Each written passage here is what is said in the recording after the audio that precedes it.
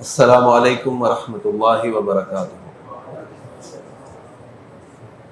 نحمد و نصلی علی رسولہ الکریم، اما بعد، اعوذ باللہ من الشیطان الرجیم، بسم اللہ الرحمن الرحیم۔ الحمد للہ الذی انزل علی عبدہ الکتاب ولم یجعل لہ عوجا، رب اشرح لی صدری ویسر لی امری واحلل عقدۃ من لسانی یفقہوا قولی۔ سبحانک لا علم لنا الا ما علمتنا انک انت العلیم الحکیم۔ اللہم ارنا الحق حقا وارزقنا اتباعہ وارنا الباطل باطلا وارزقنا اجتنابہ، آمین یا رب العالمین۔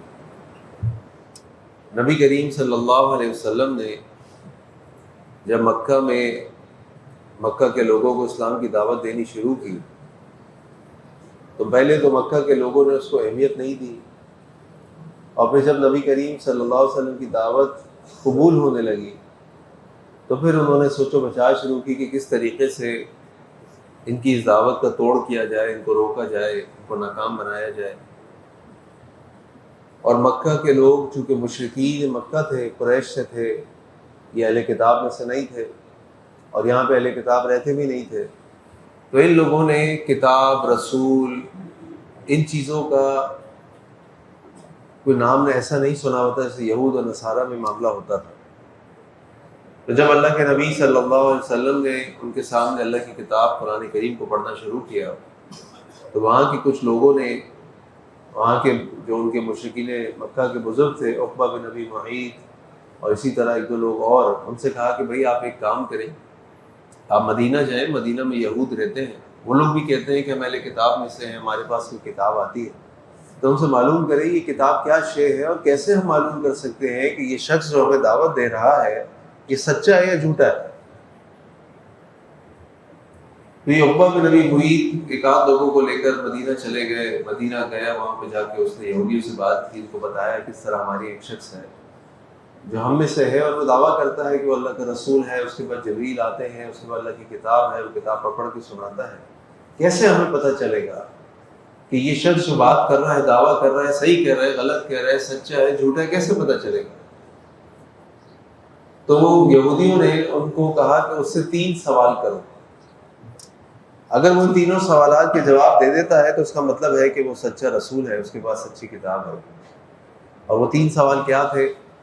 پہلا سوال تھا کہ اصحاب الکہف کون ہے، دوسرا سوال تھا ذوالقرنین کا کیا قصہ ہے، اور تیسرا سوال تھا کہ روح کی کیا حقیقت ہے۔ تو جب یہ مشرکین مکہ واپس مکہ آئے اور آ کے اللہ کے نبی صلی اللہ علیہ وسلم نے تینوں سوالات رکھے ان کے سامنے کہ آپ ہمیں تینوں سوالات کے جواب دیں گے تو ہم پھر کوئی بات کہیں گے، ایسے تو ہم نہیں مانتے۔ تو اللہ کے نبی صلی اللہ علیہ وسلم کے بعد وحی آتی تھی، آپ نے کہا ٹھیک ہے میں کل تمہیں جواب دے دوں گا۔ اب جب وہ کل آئے تو اللہ کے نبی صلی اللہ علیہ وسلم کے پاس کوئی وحی نہیں آئی، کوئی جواب نہیں آیا۔ کئی دن وہ آتے رہے، مختلف روایات ہمیں ملتی ہیں 3 دن، یہاں تک کہ 15 دن کے بھی الفاظ ہمیں ملتے ہیں کہ 15 دن گزر گئے اور اللہ کے نبی صلی اللہ علیہ وسلم کے پاس اللہ تعالیٰ کی طرف سے کوئی وحی نہیں آئی جو ان تینوں سوالات کے جواب دے سکے، کیونکہ اللہ کے نبی صلی اللہ علیہ وسلم کو تو معلوم نہیں تھا، ان کے پاس تو اللہ کی وحی آتی تھی۔ آپ صلی اللہ علیہ وسلم بہت پریشان ہو گئے کہ کیا ماجرا ہے، میرے پاس تو وحی آتی ہے، وحی بھی نہیں آ رہی۔ اور پھر اللہ تعالیٰ نے 15 دن کے بعد وحی نازل فرمائی اور سورہ بنی اسرائیل اور سورہ کہف اتاری، جس میں سورہ کہف کے شروع میں اصحاب الکہف کا واقعہ اور آخر میں ذوالقرنین کا قصہ، اور سورہ بنی اسرائیل کے اندر روح کے معاملے میں اللہ تعالیٰ نے تفصیل کو اتارا۔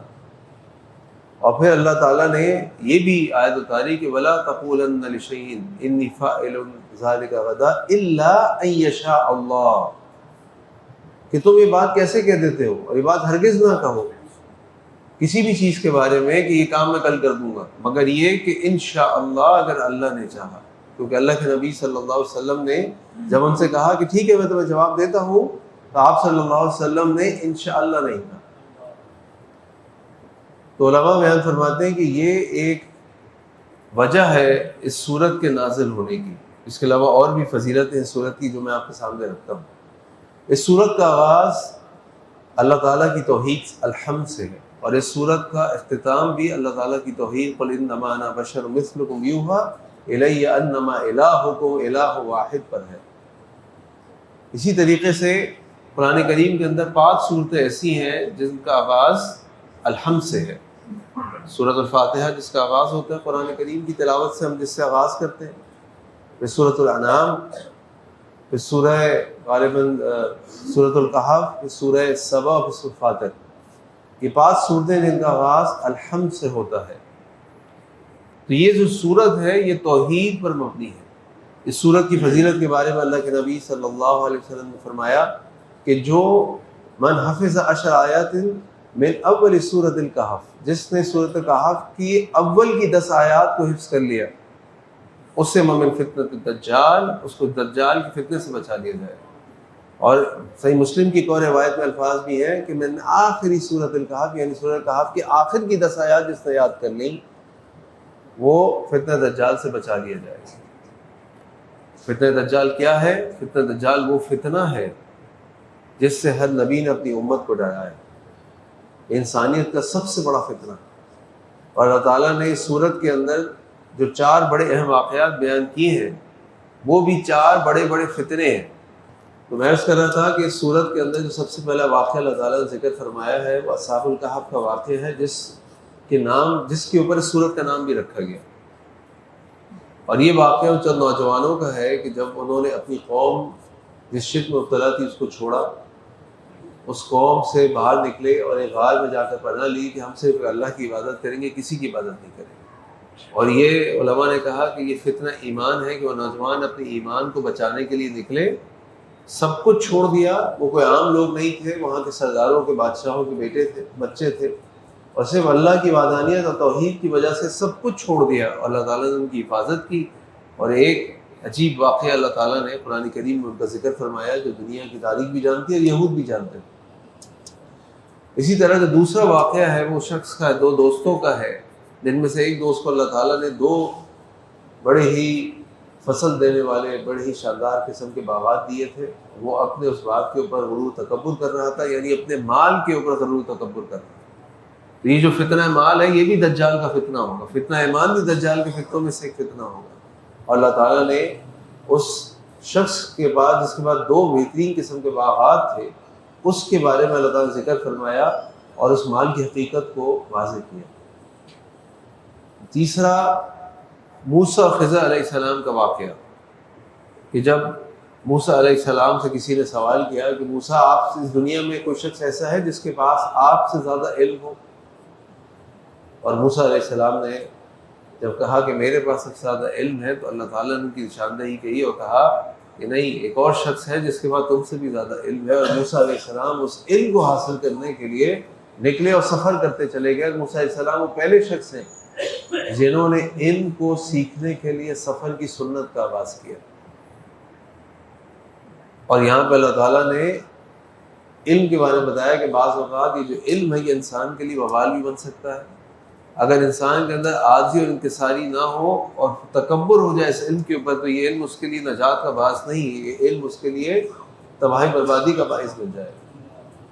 اور چوتھا واقعہ ذوالقرنین کا واقعہ جس کو اللہ تعالیٰ نے اختیار دیا. اللہ تعالیٰ نے یہ بتایا کہ جب کسی کو ہم اختیار دیتے ہیں وہ اللہ کا نیک بندہ ہوتا ہے تو یہ کہتا ہے یہ اللہ کی طرف سے، وہ اللہ تعالیٰ کے نام کو بلند کرنے کے لیے کوشش کرتا ہے. ورنہ ہم دیکھتے ہیں دنیا میں جن کے پاس اختیار اور اقتدار ہوتا ہے تو پھر ان کی زندگی کیسی ہوتی ہے، ان کے معاملات کیسے ہوتے ہیں، اور اختیار اور اقتدار کو کس طریقے سے استعمال کرتے ہیں. تو اللہ تعالیٰ نے یہ 4 بڑے بڑے فتنے کی تفصیل اور ان کا تدارک جو ہے سورۃ الکہف کے اندر نازل فرمایا. پھر اللہ کے نبی صلی اللہ علیہ وسلم نے اس سورت کی فضیلت یہ بتائی کہ جو جمعے کے دن سورۃ الکہف کی قرأت کرتا ہے، اس کو پڑھتا ہے، اللہ تعالیٰ اس کے لیے اگلے جمعے تک نور پیدا کر دیتے ہیں. اس کے لیے نور ہو جاتا ہے جو ایک جمعے سے دوسرے جمعے تک اس کے لیے قائم رہتا ہے. اور ایک اور روایت میں آتا ہے کہ جو جمعے کے دن اس سورت کی تلاوت کرتا ہے، قرأت کرتا ہے، اس کے لیے جس جگہ پر وہ ہے وہاں سے لے کر خانہ کعبہ تک نور ہوتا ہے. اس کے بارے میں کچھ لوگوں کا کہنا بھی ہے، کچھ محدثین کا کہنا بھی ہے کہ یہ سورۃ الکہف کو جمعے کے دن پڑھنے کی جو فضیلت ہے اس کے بارے میں جو روایات ہیں وہ ضعیف ہیں. یہ بالکل ٹھیک بات ہے کہ کچھ روایات ضعیف ہیں لیکن کچھ روایات صحیح بھی ہیں. اس لیے بات میں آپ کے سامنے کر رہا ہوں کہ آپ کسی سے جا کے بات کریں جی سورۃ الکہف پڑھنی چاہیے، سورۃ الکہف کی یہ فضیلت ہے، جمعے کے دن پڑھنے کی فضیلت ہے، تو آپ کو آگے سے یہ جواب ملے نہیں ہے تو صحیح روایت صحیح ہے، فلاں نے کہا فلاں نے کہا فلاں نے کہا. جی بالکل کچھ لوگوں نے کہا ہے، لیکن کچھ طرق اس کے ایسے ہیں، یعنی کچھ روایات ایسی ہیں جن کی سند صحیح ہے اور وہ روایات بالکل صحیح ہے اور وہ قابل عمل ہے.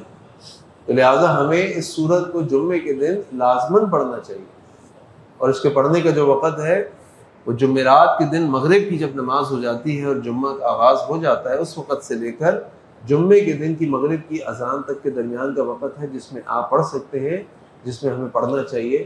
اور اگر ہم اس کو غور و فکر کر کے پڑھیں، سوچ سمجھ کے پڑھیں، تو یہ 4 فتنے جو انسان کی زندگی کے بہت بڑے بڑے فتنے، فتنہ ایمان، فتنہ مال، فتنہ علم اور فتنہ اقتدار، فتنہ طاقت، یہ ایسے فتنے ہیں جس کا ہم سب کو سامنا ہے. تو اگر ہم غور و فکر کرتے ہوئے پڑھیں تو ان 4 فتنوں سے اپنے آپ کو اللہ تعالیٰ کی توفیق سے، اس کی رحمت سے بچا سکتے ہیں. یہ سورت تلاوت کے اعتبار سے 18ویں سورت ہے. یہ سورت مکی سورت ہے. اس سورت کے اندر 110 آیات ہیں اور یہ سورت قرآن کریم کے بالکل مڈل پر ہے. اور اسی سورت کے اندر وہ لفظ آتا ہے وَلْيَتَلَطَّفْ، جو اگر آپ قرآن کریم کے الفاظ کی تعداد کو گنیں گے جو بالکل درمیانی لفظ ہوگا وَلْيَتَلَطَّفْ ہے، جو سورت کے اندر موجود ہے. یہ سورت انتہائی عظیم سورت ہے اور انشاءاللہ ہم اس سورت کی آج پہلی آیت کو پڑھتے ہیں انشاءاللہ، اور پھر کل سے ہم اس کا آغاز کریں گے. اللہ تعالیٰ فرماتے ہیں اس کی پہلی آیت میں الحمدللہ الذی انزل علی عبدہ الکتاب ولم یجعل لہ عوجا. الحمدللہ، تمام شکر تمام تعریف للہ، اللہ کے لیے ہے. جب ہم اس الحمد کا عام زبان میں ترجمہ کرتے ہیں تو ہم سمجھتے ہیں اس کا ترجمہ ہے تعریف کرنا. تعریف کے لیے عربی زبان میں کئی الفاظ استعمال ہوئے. مثال کے طور پر مدحا، اور یہ لفظ عام طور پہ منفی طور پہ استعمال ہوتا ہے. جب آپ نے کسی کو مکھن لگانا ہو، چمچہ گیری کرنی ہو اور اس کی تعریف کے پل باندھنے ہو تو آپ مدح کرتے ہیں. پھر ایک اور لفظ آتا ہے شکر. شکر جب انسان کسی کا کرتا ہے، جب کوئی اس پہ کوئی احسان کرتا ہے، کوئی کچھ اس کو دیتا ہے تو اس کا شکر ادا کرتا ہے. جی آپ کا شکریہ، میں آپ کا بڑا مشکور ہوں، آپ نے میرے ساتھ یہ کیا، تو آپ اس کی تعریف کرتا ہے. اور جو حمد، اس کا معنی یہ ہے کہ جس کی حمد کی جا رہی ہے وہ ذات اس قابل ہے کہ جس کی ہر وقت تعریف، ہر وقت شکر کیا جائے. اور حقیقت بھی یہ ہے کہ اللہ تعالیٰ کے ہم پر جو احسانات ہیں، اللہ تعالیٰ کی ہم پر جو نعمتیں ہیں، ان کا شکر تو کیا، ان کا ہم احصا بھی نہیں کر سکتے، ان کے بارے میں ہم سوچ بھی نہیں سکتے. اتنی نعمتیں ہیں. ان میں سے کچھ نعمتیں ہمارے جسم کے اندر ہیں اور کچھ نعمتیں آفاق پر ہیں، کچھ نعمتیں ہمارے ماحول میں ہمارے لیے. آپ کسی طرف بھی دیکھ لیجئے، آپ حیران اور پریشان رہ جائیں گے. آپ اس کے بارے میں سوچنا گننا شروع کر دیں گے. اور جو اللہ تعالیٰ نے سورہ ابراہیم میں فرمایا وَإِن تَعُدُّوا نِعْمَتَ اللَّهِ لَا تُحْصُوهَا، اگر تم اللہ تعالیٰ کی نعمتوں کو گننا چاہو تو گننا تو چھوڑ دو، تم احصا بھی نہیں کر سکتے، سوچ بھی نہیں سکتے. اگر آپ اپنی جسم کے اندر کی نعمتوں کو گننا چاہتے ہیں یا دیکھنا چاہتے ہیں، اندازہ کرنا چاہتے ہیں، تو ذرا کسی ہسپتال چلے جائیں اور صرف 50 مریضوں کا انٹرویو کر لیں. بھائی آپ کو کیا بیماری ہے، آپ کو کیا بیماری ہے، آپ کو کیا بیماری ہے، آپ کو کیا بیماری ہے. آپ کو پتہ چل جائے گا کہ اللہ کی کتنی نعمتیں ہیں جو اللہ تعالیٰ نے آپ کے جسم کے اندر رکھی ہوئی ہیں، جس کا آپ کو گمان بھی نہیں ہے، اندازہ بھی نہیں ہے، خیال بھی نہیں ہے. کبھی آپ نے دیکھا نا وہ CBC کا ٹیسٹ کراتے ہیں، ہم جب بلڈ کا ٹیسٹ کراتے تو CBC کے ٹیسٹ میں 10 یا 12 چیزیں لکھی آتی ہیں. مجھے تو 1-2 کے علاوہ پتہ بھی نہیں کیا ہے، لیکن ان میں سے کوئی ایک چیز بھی ذرا سی ادھر ادھر ہو جائے پورا بندہ ہل جاتا ہے اور ہسپتال پہنچ جاتا ہے. اسی طرح کتنے ہی سینکڑوں ٹیسٹ ہیں. جب اللہ نہ کرے کسی کو کوئی بہت ہی خطرناک قسم کی بیماری ہو جائے یا وہ ہسپتال میں داخل ہو جائے یا کسی بڑے ہسپتال کے ہتھے چڑھ جائے تو وہ جو ٹیسٹوں کی لسٹ لگاتا ہے، وہ میں چیک کر رہا تھا بیچ میں، وہ آخان والے جو ہیں یا مختلف اسپتال والے جو ہیں وہ کچھ آپ کا ایک چیک اپ جو ہے وہ انٹروڈیوس کراتے ہیں کہ ایک چیک اپ ہے جو دن کا ہے، آپ صبح شام میں چلے جائیں، اور ایک چیک اپ ہے جس میں آپ ایک دن رکتے ہیں، جو دن صبح سے لے کے شام 5 بجے تک آپ رکتے ہیں. 75 ٹیسٹ کرتے ہیں اس کے اندر، 75 ٹیسٹ. اور چیک کرتے ہیں کہ آپ کی کوئی چیز ہلی ہوئی تو نہیں ہے ادھر سے ادھر. یہ وہ نعمتیں ہیں جس کا بھی ہمیں اندازہ بھی نہیں ہے ہمارے اندر کیا کیا چل رہا ہے. پھر آپ کے آفاق کے اندر نعمتیں، آکسیجن آپ کو فری میں ملتی ہے، کتنی سورج کی روشنی آپ کو فری میں ملتی ہے، آپ کی ہڈیاں مضبوط ہوتی ہیں، کتنی نعمتیں جو آپ کو، بارش آپ کو مل رہی ہے، روشنی آپ کو مل رہی ہے، سمندر میں پانی آپ کو مل رہا ہے، کتنی نعمتیں ہیں. اسی طرح اپنے ماحول میں دیکھ لیں، اللہ نے ہمیں ماں باپ دیے، اللہ نے ہمیں اولاد دی، اللہ نے ہمیں پڑوسی دیے، اللہ نے ہمیں مال و اسباب دیا، اللہ نے ہمیں تعلیم دی، اللہ نے ہمیں اچھے خاندان میں اچھے گھر میں پیدا کیا، اللہ تعالیٰ نے ہمیں عزت دی. کتنی نعمتیں. تو اللہ کی ذات وہ ذات ہے کہ آپ اس کی تعریف و شکر اس لیے نہیں کرتے کہ اس نے آپ پہ کچھ کیا، اس لیے نہیں کرتے کہ آپ نے اس کو خامخواہی کچھ کہنا ہے، بلکہ وہ اس قابل وہ ذات ہے کہ جس کو تعریف اور شکر کے لائق ہے. اللہ تعالیٰ فرما رہے ہیں الحمدللہ، تمام شکر تمام تعریف اللہ رب العزت کے لیے، الذی انزل علی عبدہ الکتاب، وہ جس نے نازل کیا علی عبدہ اپنے بندے کے اوپر الکتاب، کتاب کو. عام طور پہ ہم عبد کا ترجمہ کرتے ہیں غلام، جو کہ ایک ترجمہ ہے، لیکن اس کا اس مقام پہ جو ترجمہ ہے وہ غلام نہیں. اس مقام پہ جو ترجمہ ہے وہ یہ ہے کہ یہ اللہ کا عبادت کرنے والا بندہ ہے، اللہ تعالیٰ کی تابعداری کرنے والا بندہ ہے. عبد عام طور پہ، غلام تو ہماری عام طور پہ ایک ایسا شخص سمجھا جاتا ہے نا جس کی کوئی معاشرے میں حیثیت نہیں ہے، جو بکتا ہے، اس کا سودا کیا جاتا ہے، جس کی اپنی کوئی حیثیت نہیں ہوتی. لیکن یہاں اللہ تعالیٰ یہ عبد کس کو کہہ رہے ہیں؟ اللہ کے نبی صلی اللہ علیہ وسلم. اللہ کے نبی صلی اللہ علیہ وسلم سے افضل ترین انسان کون ہے؟ کوئی نہیں. تو اگر اللہ کے نبی صلی اللہ علیہ وسلم کو اللہ تعالیٰ عبد کہہ رہے ہیں، اس کا مطلب یہ ہے کہ یہ ایک بہت بڑا مقام ہے، یہ ایک بہت بڑا رتبہ ہے، مرتبہ ہے جو کسی انسان کو اللہ دیتے ہیں. اور کہہ رہے ہیں اللہ تعالیٰ علی عبدہ، اپنے بندے پر، یعنی وہ بندہ جو اللہ کی عبادت کرتا ہے، اللہ کا شکر کرتا ہے، اللہ کی تعریف کرتا ہے، اللہ کے لیے اپنی زندگی کو لگاتا ہے، یعنی نبی کریم صلی اللہ علیہ وسلم. اللہ تعالیٰ فرما رہے ہیں تمام شکر تمام تعریف اس اللہ کے لیے جس نے اپنے بندے نبی کریم صلی اللہ علیہ وسلم پر اس کتاب کو نازل کیا. یہ کتاب کیا ہے؟ یہ کتاب اللہ تعالیٰ کا ایک زندہ معجزہ ہے. اور انبیاء کے جو معجزے تھے وہ تو ختم ہو گئے. عیسیٰ علیہ السلام کا معجزہ جو تھا وہ یہ تھا کہ عیسیٰ علیہ السلام بیمار کو تندرست کر دیتے تھے. موسیٰ علیہ السلام کا معجزہ کیا تھا؟ عصا. اس زمانے میں جادو چلتا تھا، عیسیٰ علیہ السلام کے زمانے میں طب چلتی تھی. اللہ کے نبی صلی اللہ علیہ وسلم کا معجزہ کیا ہے؟ یہ کتاب، اللہ کا قرآن. اور اس قرآن کی تعریف اللہ نے کیا بیان کی؟ وَلَمْ يَجْعَلْ لَهُ عِوَجًا، تم اس قرآن کے اندر کوئی کجی نہیں پاؤ گے، کوئی ایسی چیز نہیں پاؤ گے جو تم کہو گے دیکھو یہ قرآن ہی کہتا تھا یہ، اور دیکھو یہ ہو گیا. ایسا نہیں ہو سکتا، قیامت تک ایسا نہیں ہو سکتا. ہم اپنی تھیوریز بدل لیں گے، ہماری ریسرچ چینج ہوتی رہے گی، ہمارا دماغ بدلتا رہے گا، لیکن اللہ کے قرآن کے اندر جو اصول و ضوابط، جو حقائق، جو تفصیلات دے دی گئی، ان میں کوئی رد و بدل نہیں ہو سکتا، ان میں کوئی کمی نہیں ہے. اور کتنی ایسی چیزیں ہیں. ایک انسان کا جو پیدائش کا، اس کی ماں کے پیٹ کے اندر جو مراحل ہیں، جو اللہ تعالیٰ نے 1400 سال پہلے پیش کر دیے اس قرآن کے اندر، اور یہ سائنس 1300 سال اس قرآن کے نازل ہونے کے بعد، 1350 سال کے بعد پہنچی کہ ہاں ایک انسان کی تخلیق ان مراحل کے ذریعے ہوتی ہے. اس سے پہلے کس کو پتا تھا؟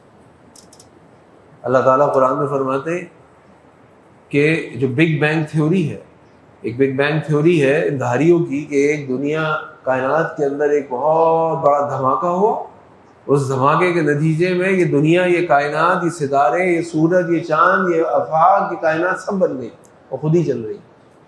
اور اللہ تعالیٰ اس کا ذکر قرآن کریم کے اندر کرتا ہے.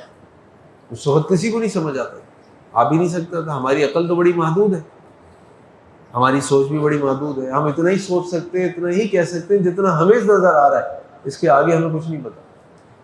لیکن اللہ تعالیٰ فرما رہے ہیں یہ وہ کتاب ہے جو میں نے اپنے بندے پر نازل کی، وَلَمْ يَجْعَلْ لَهُ عِوَجًا، جس کے اندر کوئی ٹیڑھ نہیں ہے، کوئی کجی نہیں ہے، کوئی تضاد نہیں. اگر نہیں سمجھ آتا تو ہماری عقل کی کمی ہے، باقی کچھ نہیں. تو اللہ تعالیٰ سے دعا ہے کہ اللہ تعالیٰ ہم اس قرآن کریم کو پڑھنے، سمجھنے، اس پر عمل کرنے کی توفیق عطا فرمائے۔ انشاءاللہ یہ سلسلہ جاری رہے گا، اور کل انشاءاللہ پھر عصر کے بعد کچھ آیات کو ہم تفصیل سے پڑھیں گے۔ اللہ سے دعا ہے کہ اللہ تعالیٰ ہم سب کو اپنے دین کا سیکھنے اور سمجھنے کی توفیق عطا فرمائے۔ سبحانک اللہم و بحمدک، اشہد ان لا الہ الا انت، استغفرک و اتوب الیک۔ السلام علیکم و رحمۃ اللہ وبرکاتہ۔